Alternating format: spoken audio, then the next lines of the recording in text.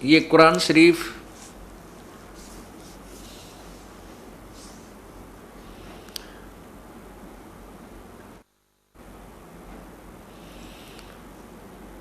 ये है मुतरजम बरहसिया यानी सानुवाद स्टीपन। नीचे है नंद कुमार अवस्थी रूपांतरकार है इसका। और कहाँ से ये छपी है इसको देखिएगा, शेरवानी संस्करण।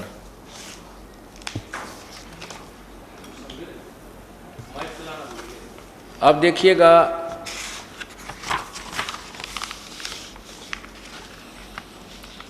ये है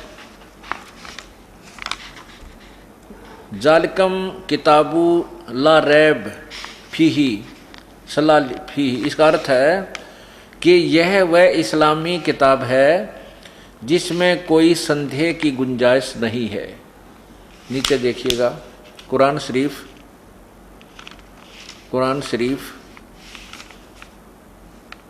मुतरजम बरहसिया सानुवाद से छटीपन। नीचे देखना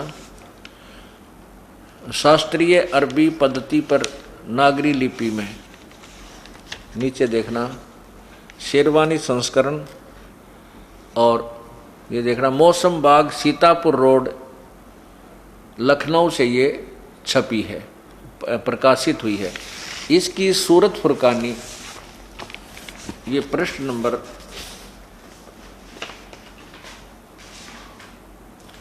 ये देखिएगा प्रश्न नंबर 605 पर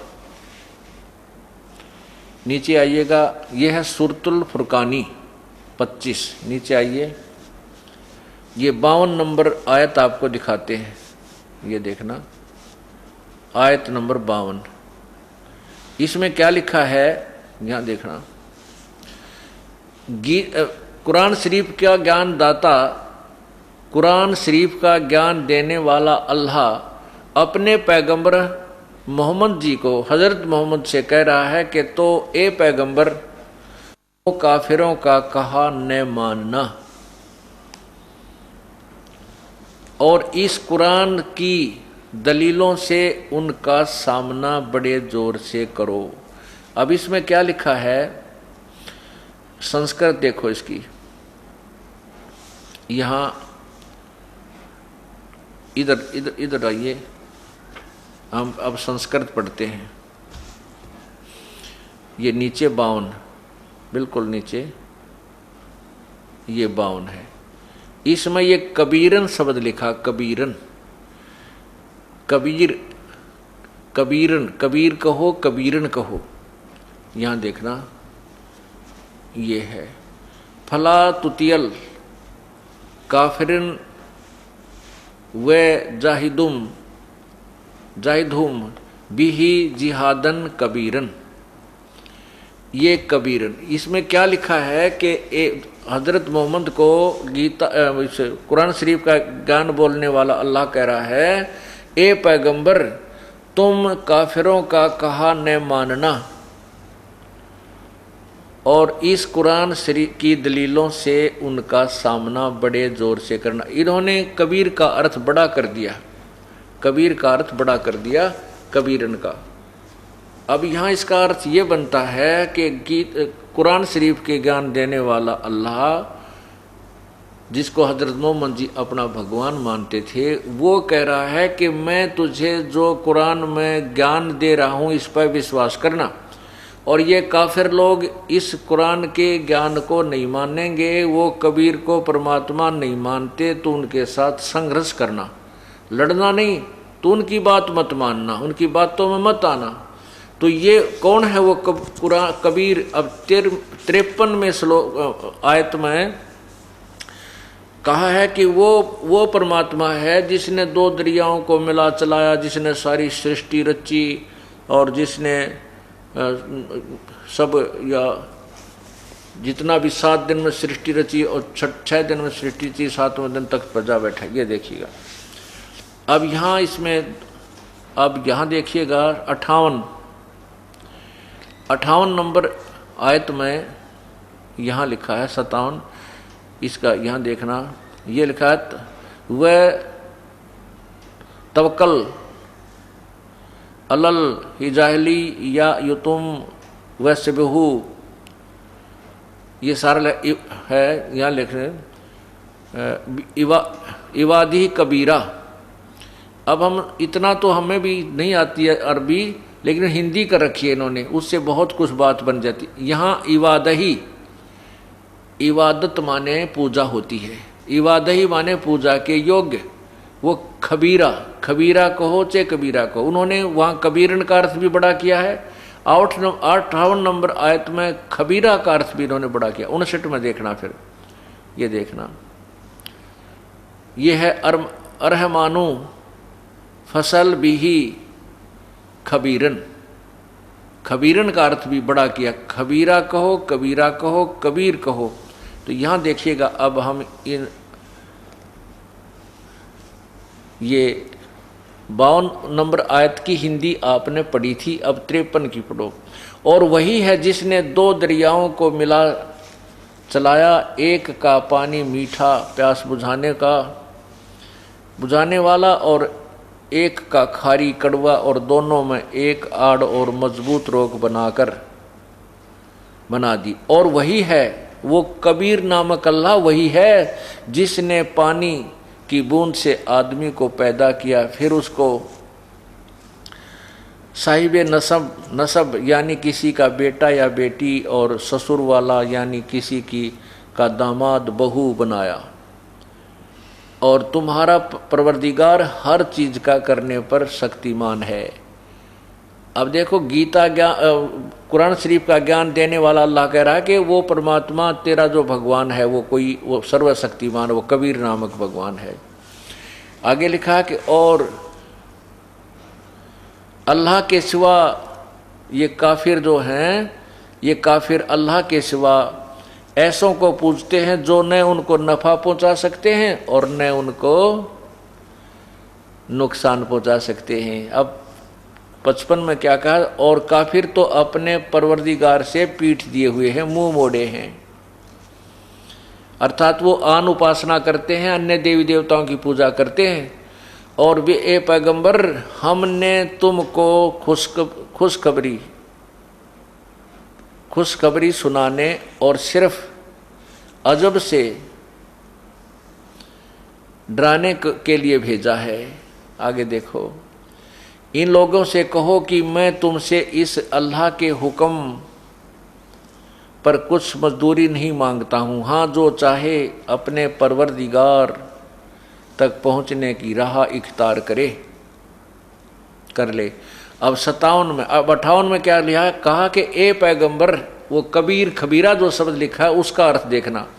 ए पैगंबर, जिस जिंदा, ओए होए, जिस जिंदा, इसने जिंदा का अर्थ चैतन्य कर दिया, उस जिंदा पर भरोसा करो, उस जिंदा पर भरोसा रखो जो कभी मरने वाला नहीं, और तारीफ के साथ उसकी पाकी बयान करते रहो, और अपने बंदों के गुनाहों से वह काफ़ी खबरदार है। 58 में इन्होंने कबीर शब्द का अर्थ काफ़ी कर दिया, यहाँ लिखना था वह कबीर खबरदार है, यानी जानता है। आगे देखिए, जिसने आसमानों और ज़मीन और जो कुछ उनके बीच में है उसको 6 दिन में पैदा किया और फिर तख्त पर जा विराजा, वह अल्लाह बड़ा।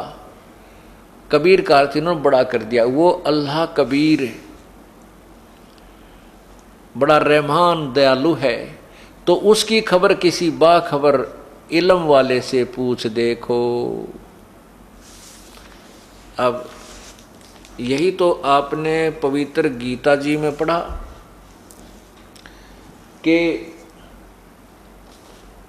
उस पूर्ण परमात्मा के ज्ञान को किसी तत्वदर्शी संत से जाकर के पूछो, जैसे वो बताओ वैसे करो।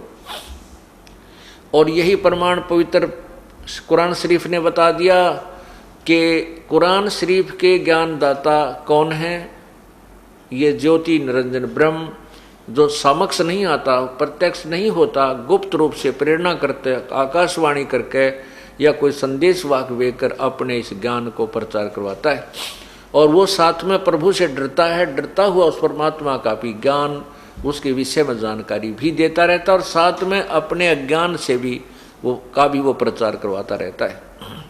तो जिसको हज़रत मोहम्मद जी अपना खुदा मानते हैं और ये मुसलमान भाई मानते हैं कि कुरान शरीफ का ज्ञान अल्लाह ने दिया है, तो वो कभी कुरान शरीफ का ज्ञान दाता अल्लाह हज़रत मोहम्मद को कह रहा है कि हे हज़रत मोहम्मद, वो परमात्मा जो है वो कबीर है और ये वही परमात्मा है जिसने 6 दिन में सृष्टि रची और 7वें दिन तख्त पर जा विराजा। अब 6 दिन में सृष्टि रची, 7वें दिन तख्त पर जा विराजा, वो कौन है, कैसा है, ये पवित्र बाइबल ने सिद्ध कर दिया कि उस परमात्मा ने 6 दिन में सृष्टि रची और 7वें दिन वो तख्त पर जा बैठा। और वो कैसा है, उसने स्पष्ट लिखा पवित्र बाइबल में कि वो मनुष्य जैसा है। अल्लाह ने मनुष्यों को अपने स्वरूप के अनुसार बनाया।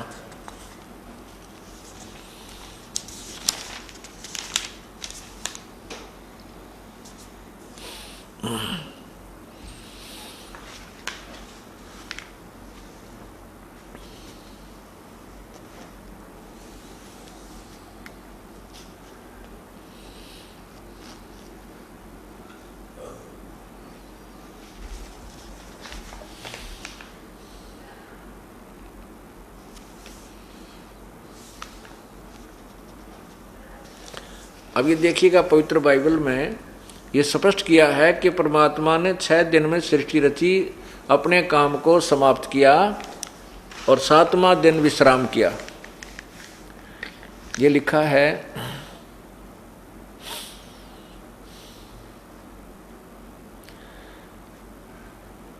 परमेश्वर ने अपना काम जिसे वह करता था 7वें दिन समाप्त किया और उसने अपने किए हुए सारे काम को 7वें दिन विश्राम किया।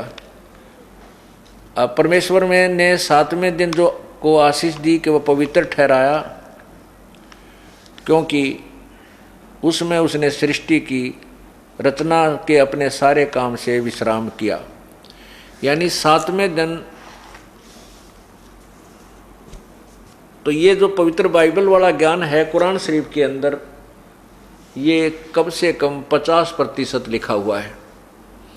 तो कहने का भाव ये हुआ कि इन दोनों पवित्र ग्रंथों ने, पवित्र बाइबल और पवित्र कुरान शरीफ ने मिलजुल कर ये सिद्ध कर दिया कि परमात्मा सशरीर है, उसका नाम कबीर है और वो मनुष्य जैसा है। साथ में ये भी सिद्ध कर दिया कि उस परमात्मा के बारे में कोई तत्वदर्शी संत ही ज्ञान देगा, उसी से पूछ देखो। यही पवित्र गीता जी ने लिखा है, यही पवित्र कुरान शरीफ में लिखा है कि ये काफिर लोग एक भगवान ने, उस पूर्ण परमात्मा के अतिरिक्त अन्य ऐसे देवताओं को पूजते हैं, अन्य भगवानों की देवताओं की पूजा करते हैं जो उसको कोई लाभ हानि दे ही नहीं सकते। यही पवित्र गीता जी के अध्याय नंबर 7 और श्लोक 14, 15 और 20, 21, 22 और 23 में स्पष्ट किया है कि जो व्यक्ति उस परमात्मा के अतिरिक्त अन्य देवताओं की पूजा करते हैं, उन मूर्खों की वो पूजा अज्ञान युक्त है और उनको कोई लाभ नहीं होता।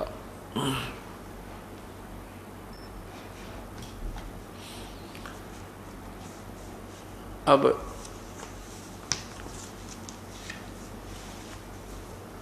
आपको ये तो स्पष्ट हो गया कि परमात्मा साकार है, मनुष्य दृश्य है। उसका नाम क्या है, वो कहाँ रहता है, उसकी प्राप्ति की विधि क्या है, ये जानना अब शेष रहता है। विशेष जानकारी के लिए हम आपको काफ़ी प्रमाण देंगे, बहुत सारे प्रमाण देंगे कि वो परमात्मा मनुष्य जैसा है, उसका नाम कबीर है, वो सशरीर है। और उन आँखों देखे हुए महापुरुषों के अनुभव की जानकारी भी देंगे, उनकी कथाएं भी आपको सुनाएंगे कि वो परमात्मा कौन है, कैसा है। और उस परमात्मा की शरण में जाने के पश्चात हमें किसी प्रकार की कोई चिंता नहीं रहेगी। समर्थ का शरणाग हो रंग होरी हो, भाई कदे न हो ए काज राम रंग होरी हो।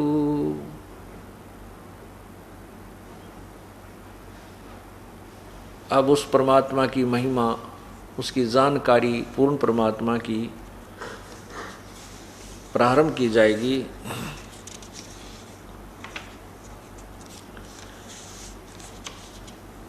मूर्ख मनवा काल की चिंता क्यों सताती है, सतगुरु अपना साथी है, सतगुरु हरदम साथी है। मूर्ख मनवा काल की चिंता क्यों सताती है, सतगुरु अपना साथी है, सतगुरु हरदम साथी। अब यहाँ पर परमात्मा ने बताया कि ब्रह्मा का आसन खिसा जब सुनी काल की गाजे।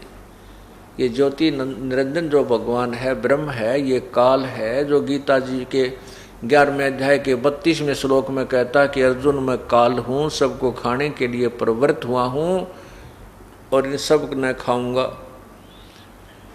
वो काल जो है वो ब्रह्मा विष्णु महेश का पिता है और उसको श्राप लगा हुआ है, उसको एक बीमारी लगी है कि 1 लाख मानव शरीरधारी प्राणियों को नियत खाएगा। और जो परमात्मा कबीर जी की शरण में आ गया तो उसकी रेंज से बाहर हो जाएंगे, वो उसकी पहुंच से बाहर हो जाते हैं, उनको वो कुछ परेशानी पैदा नहीं कर सकता।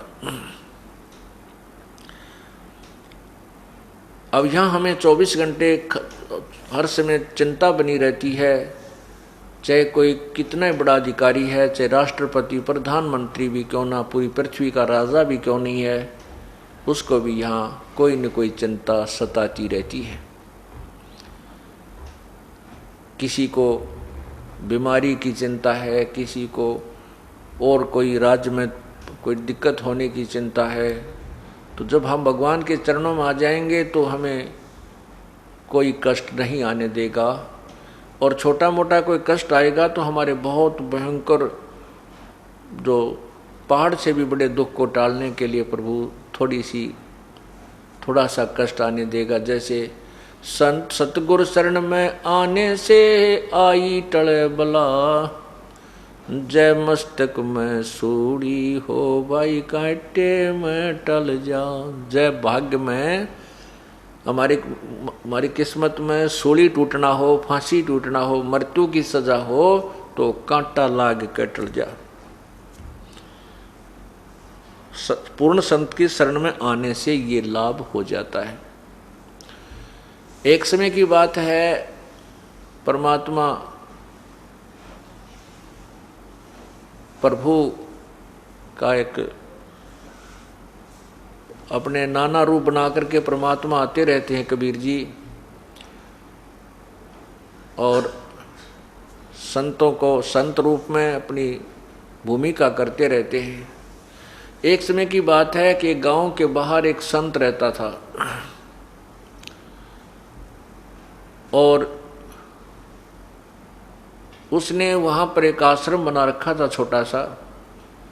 तो उस आश्रम में वो कुछ महीने रुकता था, फिर दूसरे आश्रम में चला जाता था, फिर तीसरे आश्रम में चला जाता था, चौथे में चला जाता था, और एक आश्रम में वो महीना 20 दिन 2 महीने डटा करता था, रुकता था। साथ में उसके 2-4 शिष्य होते थे।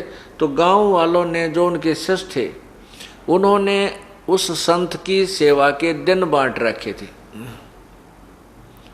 एक दिन वो परिवार उनको पूरे दिन का भोजन कराएगा, एक दिन वो कराएगा, उन्होंने पहले से ही निर्धारित कर रखे थे।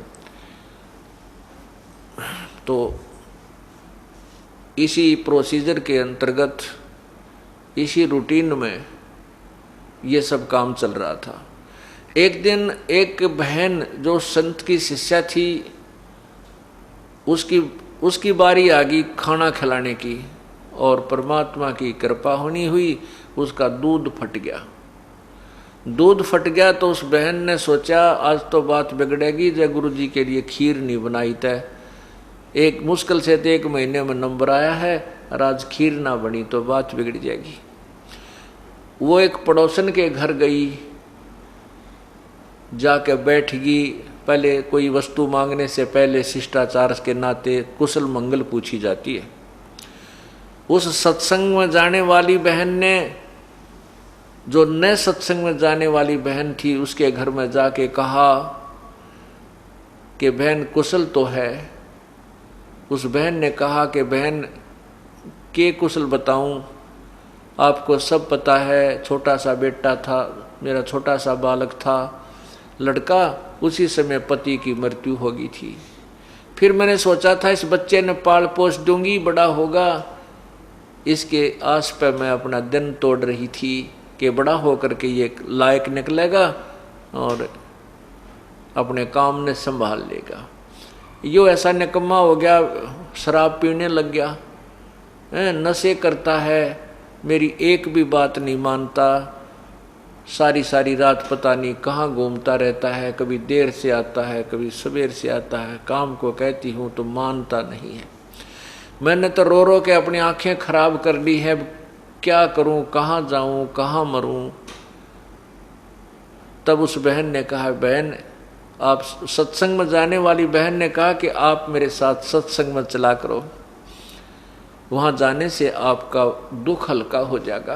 बहन भाइयों में बैठोगी, बतलाओगी, भगवान की चर्चा सुनेगी, तेरा कष्ट कुछ नरम बनेगा। तो वो बहन कहने लगी कि बहन मैं नहीं जा सकती सत्संग में, क्योंकि मेरे सिर पर धनी नहीं है, मेरा पति नहीं है। तुम्हारे तो पति हैं और दुनिया की जुबान बंद है। यदि मैं सत्संग में जाने लगी तो ना जाने लोग के बात बनाएंगे कि इस पर धनी नहीं है सिर पे, और ये ऐसे ऐसे बदनाम किया करेंगे। तब वो सत्संग में जाने वाली गुरु की शिष्य ने समझाया, बेबे हे बहन, हमने समाज नहीं देखना, हमने अपना आत्म कल्याण देखना है। देखो मीरा सत्संग में सुने हुए विचार जो थे गुरुदेव से, तो वो गुरु की शिष्या बताने लगी कि मीराबाई ने समाज नहीं देखा, भगवान देखा। यदि मीराबाई समाज से डरकर और सत्संग में ना जाती तो मीराबाई को कोई याद नहीं करता, उसका मोक्ष नहीं होता, वो भी कितना गधी बनी फिर रही होती। मीराबाई को ये समझ में आ गया था कि ये समाज मेरे को कोई लाभ नहीं देगा, जब मैं शरीर छोड़कर जाऊंगी उस समय मेरा किया हुआ पुण्य और ये भजन मेरे साथ रहेगा। जिस कारण से उसने, मीराबाई ने समाज को नहीं देखा, भगवान को देखा। ए बहन, संतों के शरण में जाने से ये दुख भी दूर हो जाया करते हैं, तो हो सके तेरा लड़का भी सुधर जा।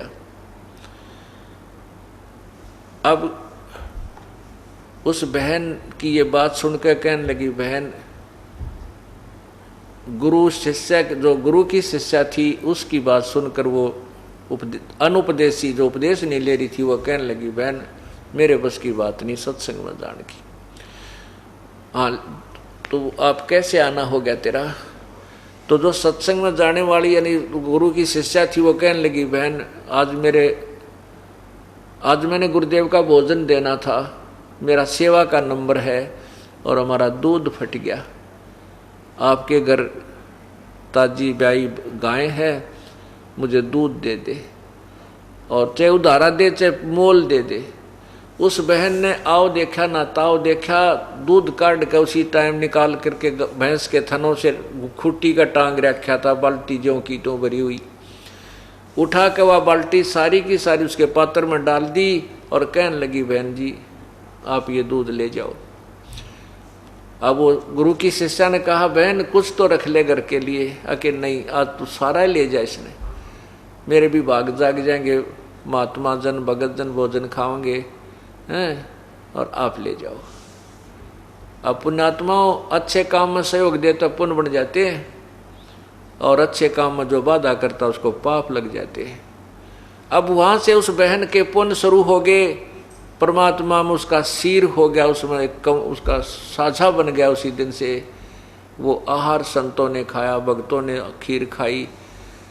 कुछ दिनों के बाद उस बहन ने जो सत्संग में जाती थी, उसने विचार किया, परमात्मा ने प्रेरणा की कि इतनी भाग्यवान बहन है, इतनी दाता है वो, कि उसने सारा दूध उठा कर दे दिया। हो सकता है वो भगवान के चरणों में चल पड़े, उसका उद्धार हो जाए, बड़ी भाग्यवान है, बहुत अच्छी नीयत की है। उस सत्संग में जाने वाली बहन ने सोचा कि मेरे से भी कोई मांगन आ जाती सत्संग, हमारी गुरु की शिष्या, तो भी मैं सारा दूध नहीं देती उसको, थोड़ा सा देती, अपना रख लेती। और उसने तो ना वो सत्संग सुन रखा, ना वो कभी ऐसे विचार उसके अंदर आए, और वो इतनी दयालु है कि उसने सारा दूध उठा के दे दिया। अब इस भाव से वो जाकर उसके पास बैठ गई, फिर सत्संग की चर्चा करने लगी, रोजाना जिक्र कर दे, घंटा आध घंटा बैठे। फिर उस बहन को भी आनंद सा आने लग गया जो विधवा थी, और वो लड़का उसका शराब स्वरूप पीता था। कहने का भाव यह है कि सत्संग के विचार सुनने से एक दिन उस बहन को जो अनुपदेशी थी एकदम प्रेरणा हुई, कहने लगी, बहन मैं भी आपके साथ सत्संग में चलूंगी, नाम लूंगी। अब सत्संग गई, वहां विचार सुने, तो उस बहन ने गुरुदेव से प्रार्थना की, गुरुजी मुझे उपदेश दे दो महाराज जी। लड़की, और जब उपदेश लिया, उपदेश लेकर के आ गई, फिर सत्संग में जाने लगी। जाते ही गुरुदेव के पास यही अर्ज किया करती थी, हे गुरुदेव, हे महाराज जी, मेरा बेटा बहुत बिगड़ गया, शराब पीता है, मेरे कहे के नहीं मानता, अपने चरणों में ले लो प्रभु। इस दुखिया का सबसे बड़ा यही दुख है। बचपन में पति मर गया, जो छोटा सा बालक था जो पति मर गया, मैंने शादी भी इसलिए नहीं कराई कि इस बालक में दुख हो जाएगा, और आज इस बच्चे ने मुझे इतना दुखी कर दिया, मुझे कहीं ठिकाना नहीं है, कहती हूँ तो मानता नहीं है। गुरु संत जी कहने लगे, बेटी तू अपनी भक्ति करती रहे, भगवान जरूर सुनेगा तेरी एक दिन। अब क्या होता है कि सत्संग में आने से पता चलता है कि भाई कुछ दान पुण्य भी करना चाहिए। उस बहन का ने को प्रेरणा हुई कि मैं पूरे दिन का, उसने फिर कहा, जो बहन उसको नाम दिला के लाई थी उसी से कहा, बहन एक दिन की सेवा मुझे भी दिला दो, मैं भी कुछ सेवा करना चाहती हूँ गुरुदेव की। अब उसने दो चारों से प्रार्थना की, सब नाटकीय कहने लगे, ना भाई ना बहन, मुश्किल से दिन मिला हमारे को तो आज सेवा का, हम तो अपनी बारी नहीं देंगे।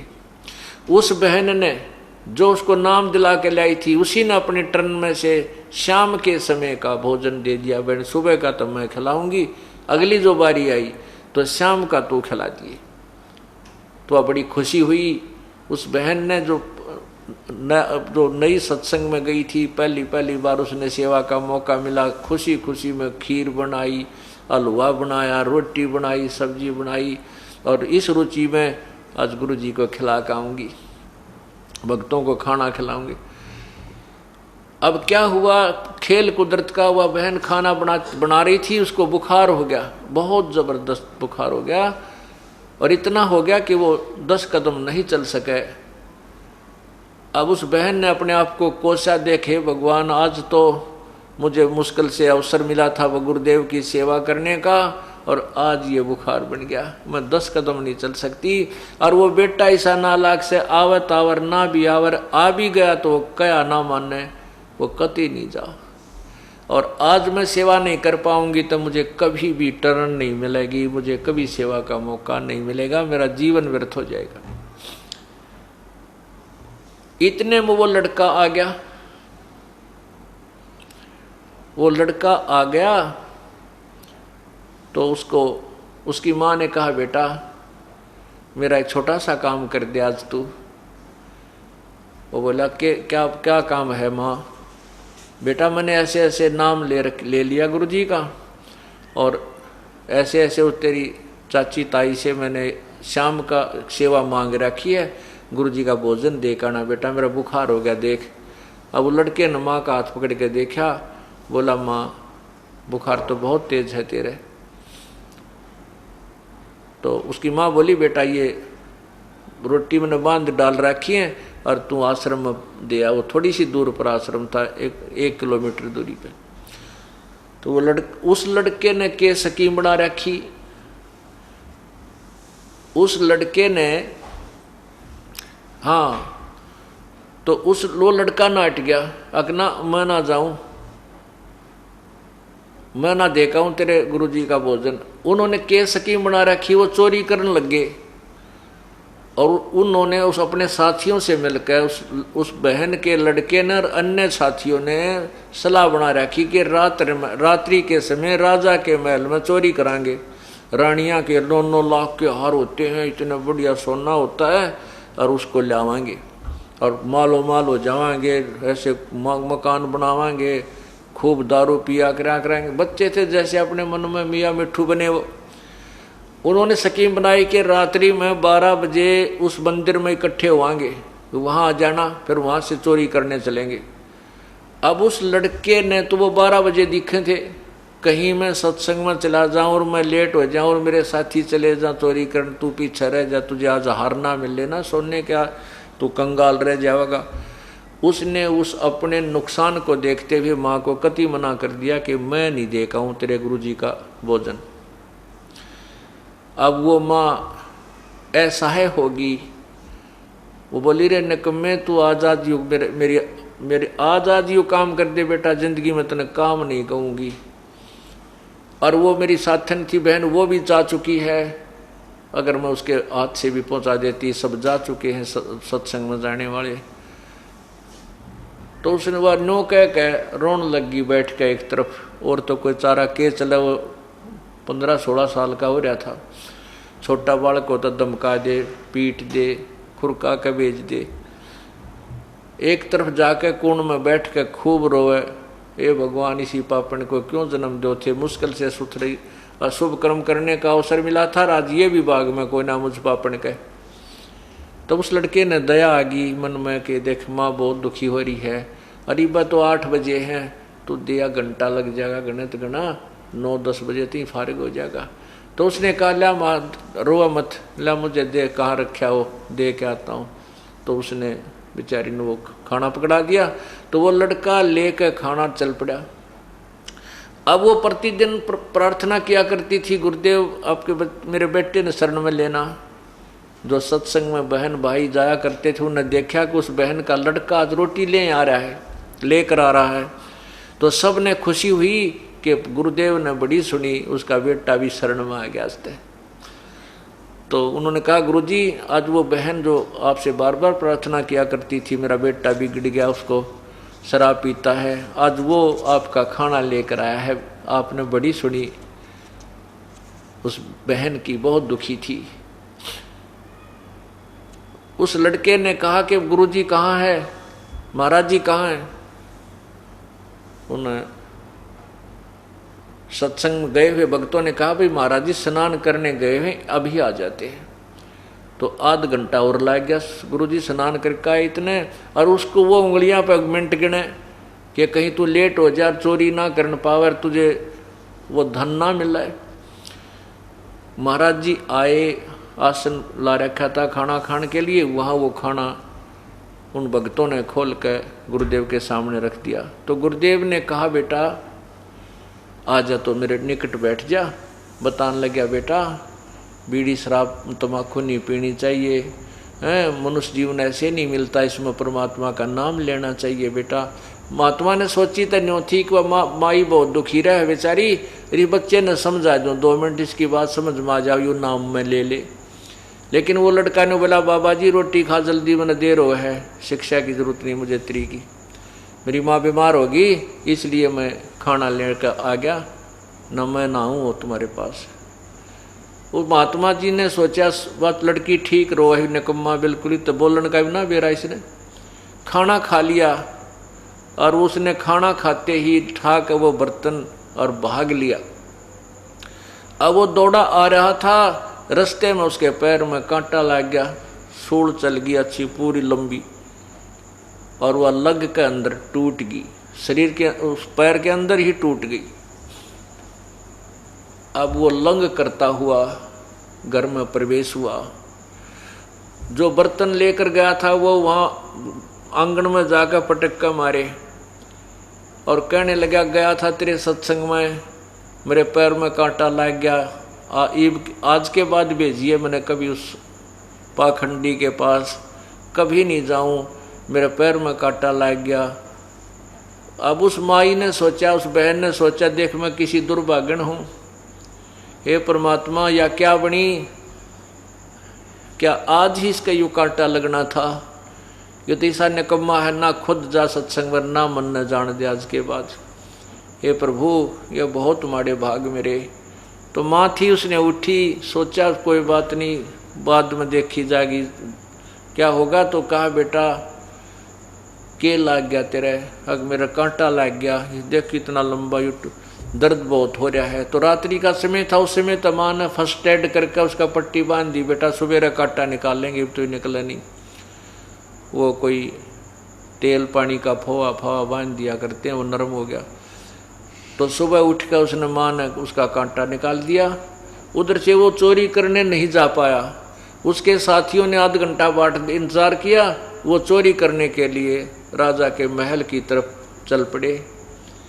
महल में प्रवेश करने की चेष्टा कर ही रहे थे, सैनिकों ने उनको पकड़ लिया, सिपाहियों ने पकड़ दिया, राजा के पेश कर दिया सुबह सुबह, रात नहीं। तो मंत्रियों ने कहा कि हे राजन, ये इतने खूंखार बदमाश हैं, इतने खूंखार चोर हैं, जब राजा के महल में भी चोरी करने की नीयत रखते हैं तो आम जनता को ये कैसे बख्शेंगे, इनको सजाए सूली दी जाए।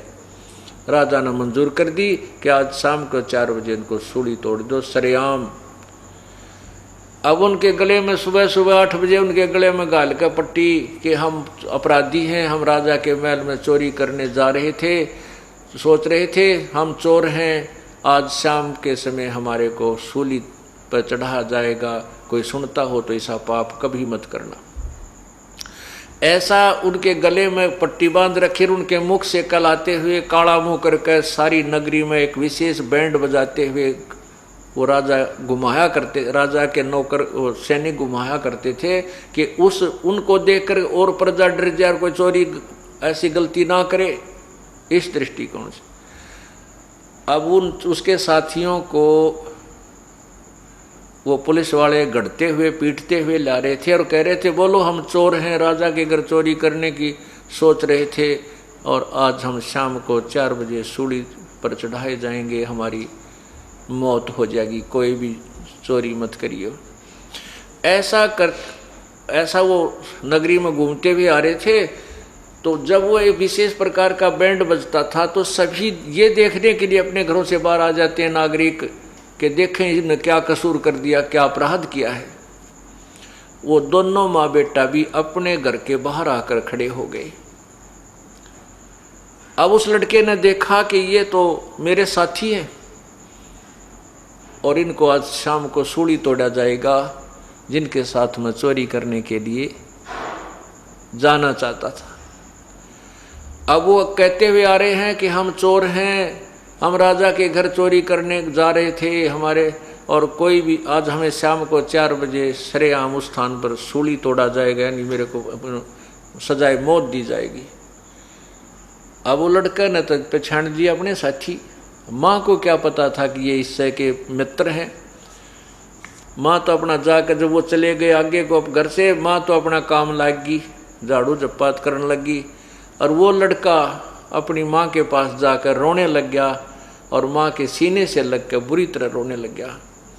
कहने लगा, हे माँ, धन है तेरे गुरुदेव को, अगर कल मैं सत्संग में नहीं जाता, तेरे गुरुदेव का खाना लेकर नहीं जाता, हे माँ तेरा बेटा नहीं था, आज मैं सूली तोड़ दिया जाता।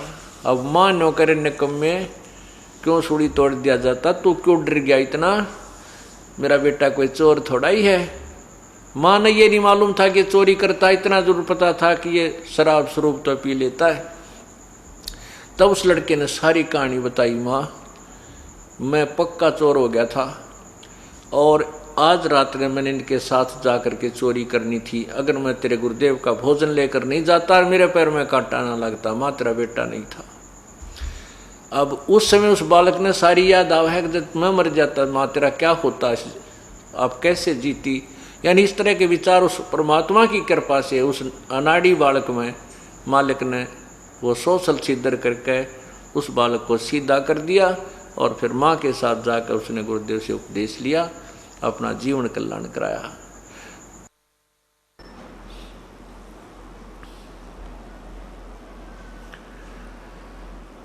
राम नाम रटते रहो, राम नाम रटते रहो, जब तक घट में प्राण, कब हो तो दीन दयाल के बिनक पड़ेगी कान। मानुष जन्म दुर्लभ है, मिले न बारंबार, तरवर से पत्ता टूट गिरे वो बहुर न लगता डार।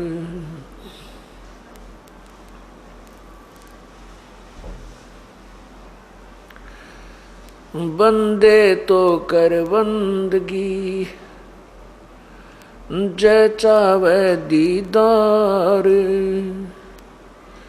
अवसर मानुष जन्म का, ये मिले न बारंबार। मानुष जन्म पाके, जो नहीं रटे हरि नाम, जैसे कुआं जल बिना, बनवाया क्या काम।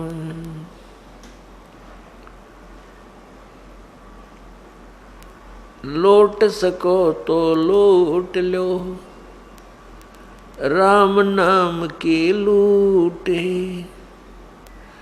पीछे फिर पछताओगे, प्राण जहांगे छूट। नहीं भरोसा देही का, विनस जावे छन माही। श्वास उश्वास में नाम जपो, और यतन कछु नाई। श्वास उश्वास में नाम जपो, व्यर्था श्वास मत खो। ना जाने इसे श्वास को, आवन हो कि न हो। वो पृथ्वी पति चकवे गए, जिनके चक्कर चलंत। रावण सरीखे कौन गिने, ऐसे गए अनंत।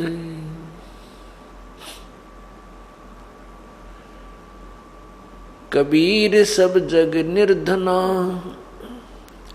धनवंता ना कोई। धनवंता सो जानियो, जप राम नाम धन होवे।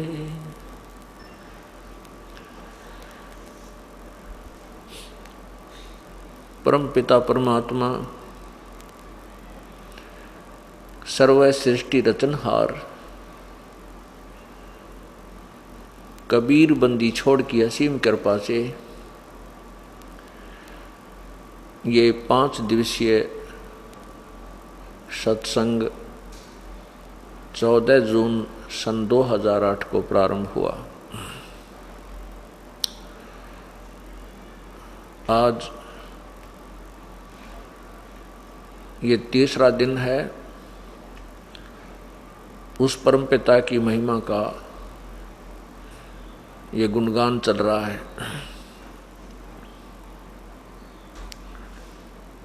सत्संग के अंदर ये याद दिलाया जाता है कि हे प्राणी, ये मनुष्य शरीर आपको परमात्मा प्राप्ति के लिए ही प्राप्त हुआ है। यदि हम मनुष्य शरीर पाकर के शुभ कर्म नहीं करते, परमात्मा को याद नहीं करते, प्रभु की भक्ति शास्त्र विधि अनुसार नहीं करते, तो मनुष्य जीवन में और अन्य प्राणियों के जीवन में कोई अंतर नहीं है। संतानो उत्पत्ति, उसके अंदर मोह ममता, राग द्वेष, मैं मेरी, लड़ाई झगड़े, खींचा तानी और बाकी अन्य कुमत प्रत्येक प्राणी के समान है।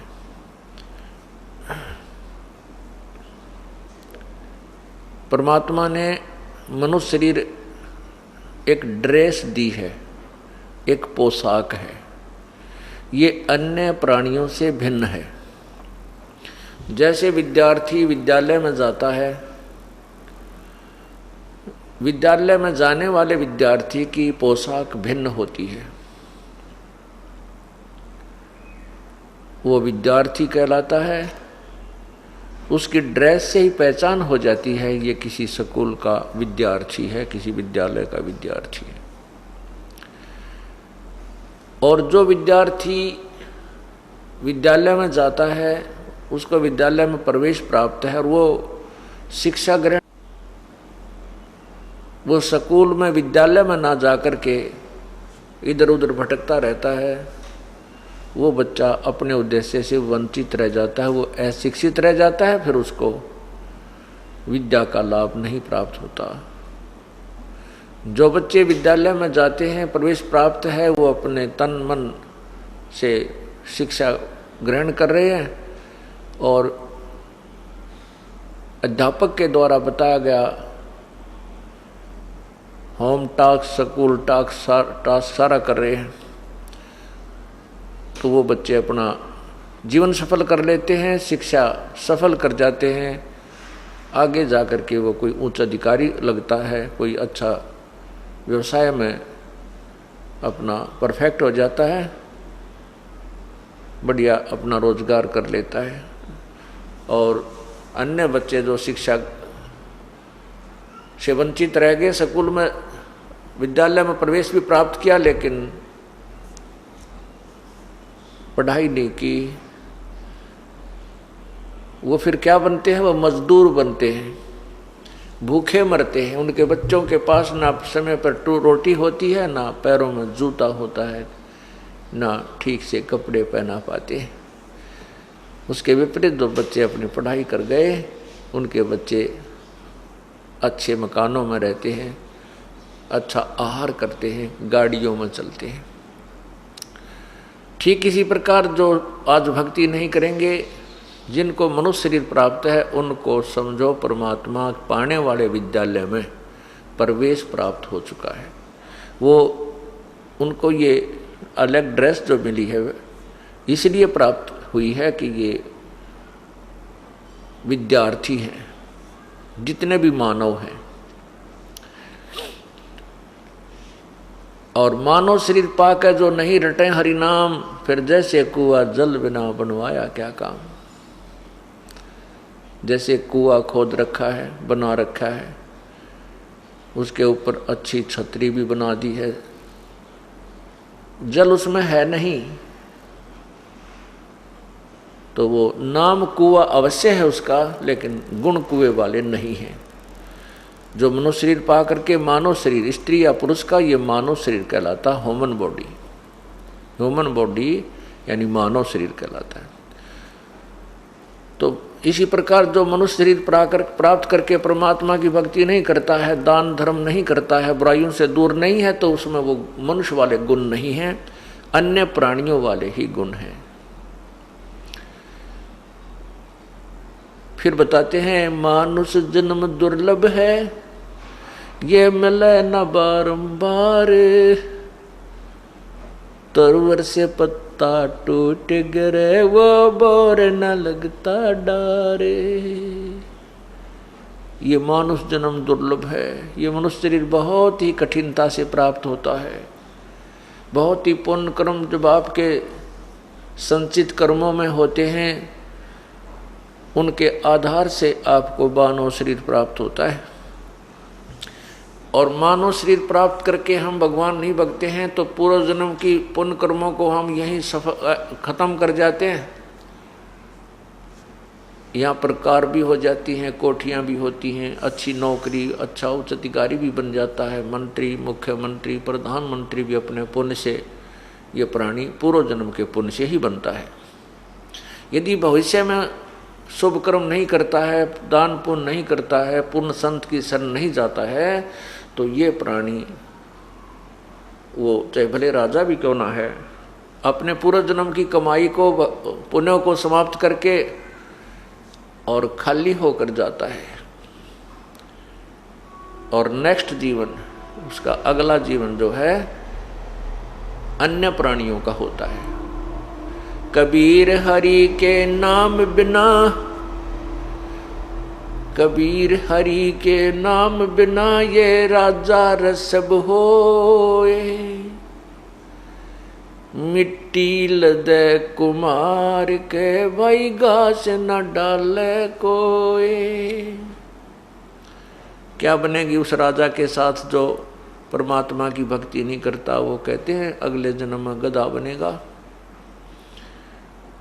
और अब तो कितने अच्छे मोहन भोग खा रहा है, फिर क्या होगा कि कुम्हार के तो मिट्टी डोएगा और शाम के शेष समय वो आहार करने के लिए भी कुर्डियों पर जाता है। कुम्हार के घर पर तो उसको आहार भी नहीं मिलेगा। इसी प्रकार परमात्मा बताते हैं, कबीर हरि के नाम बिना ये नार कूतिया हो, गली गली भौंकत फिरे भाई टूक न डाले कोई। परमात्मा कहते हैं कि जो बहन बेटियां मनुष्यरीत पाकर परमात्मा को याद नहीं करती हैं, वो अगले जन्म में कूतिया बनेगी और फिर गली गली भौंकत फिरें, टूक न डाले कोई। क्या बुरा हाल होगा इस प्राणी का। परमात्मा ने अपने बच्चों को सावधान करने के लिए नाना प्रकार की वाणी बोली है, नाना प्रकार के वचन कहे हैं कि ना जाने किस प्राणी के कौन सी चोट लग जाए और वो जाग जाने के बाद फिर वो अपने रास्ते पर चल पड़ता है।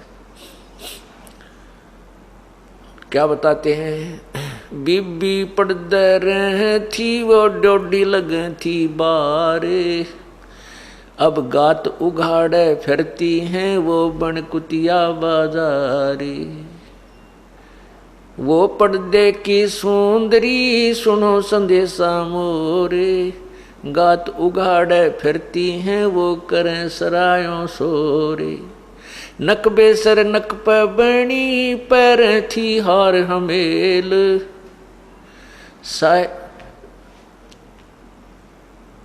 नारी से सुंदरी से कुतिया बनी सुन साहेब के खेल।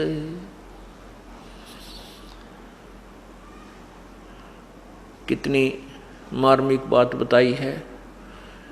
देखो बच्चे हैं, अनजान बच्चे हैं, जिनको यही नहीं मालूम कि ये बिजली का नंगा तार पड़ा है, इसमें प्राण घातक पावर है, शक्ति है, इसको छूना नहीं चाहिए। अनजान बच्चा उसको छू लेता है और छूने से वो मृत्यु को प्राप्त हो जाता है। जब वो बच्चा समझदार हो जाता है, बड़ा होता है, उसको बताया जाता है कि इसमें बिजली है, तो उसका माइंड, उसका दिमाग उस बात को, मस्तिष्क स्वीकार करता है और फिर वो बच्चे को ज्ञान हो जाने से डरता है। उस बिजली के नंगे तार को स्वयं भी हाथ नहीं लगाता, दूसरों को भी सावधान कर देता है कि देखो ये नंगा तार पड़ा है, दूर हो जाओ, दूर हो जाओ। और जब वो बच्चा था, उसको ज्ञान नहीं था, अनजान था, अबोध था, उसको स्वयं ही पकड़ लेता है। ठीक इसी प्रकार जब तक हम सत्संग में नहीं आते, हम अबोध बच्चे हैं, चाहे बहन है चाहे भाई हैं। और सत्संग में आने से हमें पता चलता है कि जो क्रियाएं हम कर रहे हैं केवल यही बहुत नहीं है। कौन सी क्रियाएं हम कर रहे हैं? संतान उत्पत्ति, उनकी परवरिश और अपना रोजगार के लिए जो धंधा, ये तो करना ही है, लेकिन इतना ही पर्याप्त नहीं है। इसके साथ साथ हमने परमात्मा को याद अवश्य करना चाहिए था।